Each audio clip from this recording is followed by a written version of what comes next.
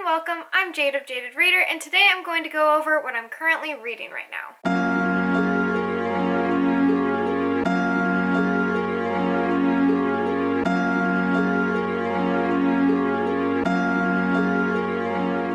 I almost decided to do the newts, but I really knew I couldn't manage it well, and I've come to the conclusion that I really need to be very, very picky with my readathons. While I did want to take the newts, I also knew I couldn't handle it, and I'm coming up with a game plan for that. I'm pretty much grounded from readathons from myself because I'm an adult. So I'm currently reading 4 books. The first book I'm only 10% of the way through on Goodreads, and that is The Merciful Crow by Margaret Owen. This was gifted to me by Madison Mary at Princess of Paperback. Madison just fell in love with this book and wanted everyone to read it. I was currently reading other things, so she bought it and sent it to me, and if that's not peer pressure, I don't know what is. So this follows Fi, who is our main character, and she is in the Crow cast. Now they have a very specific casting system that I have really loved, and they are all based off different types of birds. So at the very top of your cast system, you have the Phoenix. That is the royal family. Underneath that, you have your Splendid cast. Those are your peacocks, swans, and doves, who all have their own sort of magic system. And then you have the hunting cast. That's going to be your warriors. So you have the hawks, the cranes, the owls, the vultures, all of those predatory birds, which to me is incredibly intuitive. The common cast, that's your gulls, pigeons, and sparrows. And finally, your crow cast. They're at the very bottom of the food chain. They're only called upon if someone is dying, dead, or needs to die. There's some sort of plague that started at the beginning of this, and overall, I'm just really intrigued to see where it's going.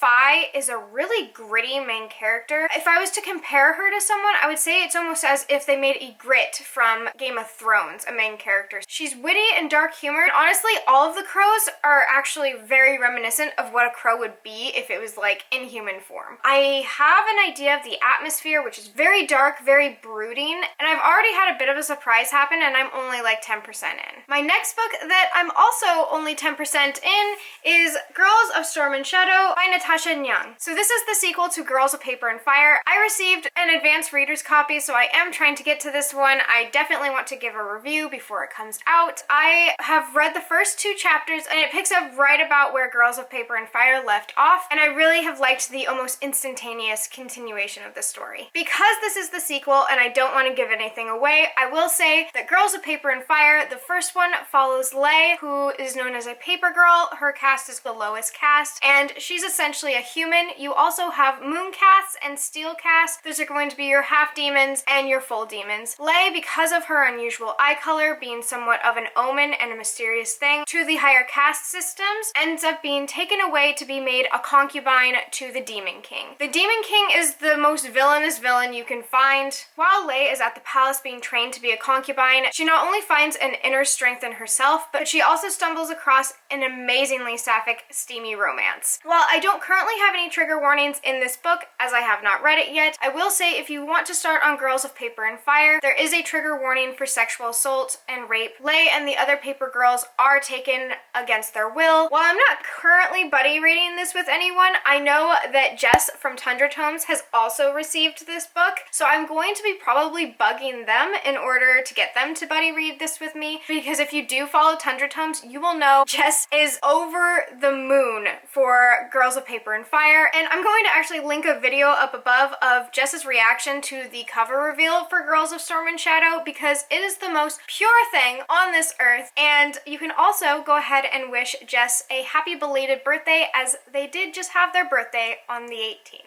Okay, I'm gonna admit this next book, I have not been very excited about it, and I was excited up until pretty much page 1. So this is Shadow and Flame by Mindy Arnett. So Shadow and Flame is the sequel to Onyx and Ivory by Mindy Arnett, and I absolutely adored Onyx and Ivory. You can see me talking about it in my Draconic Reads video, and was very much looking forward to Shadow and Flame. If I'm being perfectly honest, after page 1, I started to become disappointed, as this does pick up not not right after the last book left off, which was a cliffhanger, but a year later. So it takes place a year later, and I missed an entire war. The war that was supposed to be happening at the end of the first book has already happened, and they've already established themselves again in this book. I almost feel like Shadow and Flame could have been a standalone, and the other book could have been a prequel. It was very jarring to me, as well as some of the characters introduced were brand new, but being treated as if they were reoccurring characters in the first one. While the middle was actually quite good and had a lot of political intrigue, and I thought it was picking up, we had a huge event happen, and then the story has just kept going, and it's become really weird pacing and very slow again. I just don't know what to do. The fact that this is a duology and it's supposed to end,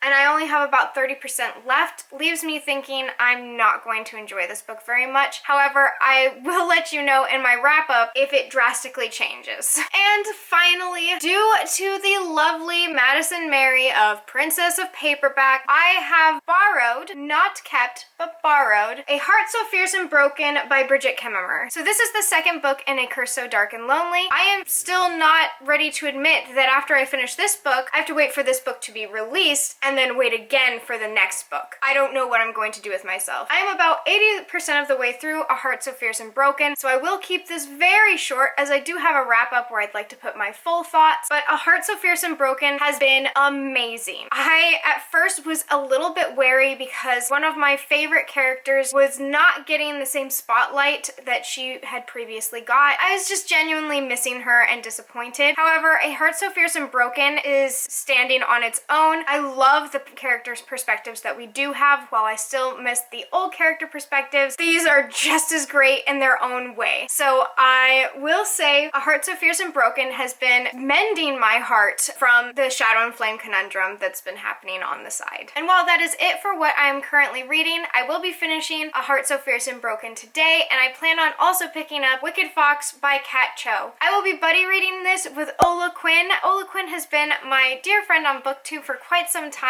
but we haven't gotten a chance to do a buddy read together. I have heard amazing things about Wicked Fox, so I'm very much so looking forward to it. From what I know, Wicked Fox takes place in modern-day Seoul, South Korea. I've not read very many Korean fantasies. This is a Korean fantasy contemporary, so I'm really excited for it. This follows our main character, who is secretly living in Seoul as a nine-tailed fox who must devour the souls of men in order to survive. This sounds super intriguing, and I am so ready to start my buddy read with Ola, so I'm going to finish up A Heart So Fierce and Broken pretty much after I turn my camera off and get started on Wicked Fox. That's it for me. I would love to know what books you're currently reading. Have you read any of these books? How have you felt about any of them? Are there any arcs or new releases you were looking forward to? I very much so love talking to you guys in the comments. I've felt so lucky with the amount of interaction I get with comments. It's probably the highlight of my BookTube channel, to be perfectly honest, is getting to make new friends and have conversations with you. And I feel like most of those conversations and friendships have started in the comments. So what are you reading and what's up? And if nothing is up, I hope you're at least enjoying the sun or more stars wherever you are. And until next time, bye!